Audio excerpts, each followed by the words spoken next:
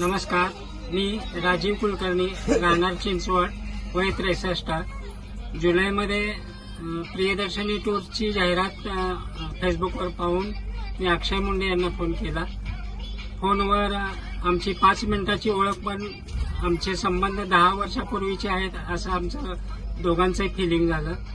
नंतर आम्ही August 16ची trip book केली आणि बुकिंग पासून आतापर्यंत आज जे अक्षय मुंडेंनी आम्हाला सहकार्य केलं, प्रत्येक गोष्टीमध्ये त्यांचं गायडन्स आणि प्रत्येक बरोबर गाडीमध्ये असू द्या किंवा दर्शन असू द्या किंवा हॉटेलमध्ये असू द्या, त्यांची व्यवस्था एकदम छान होती.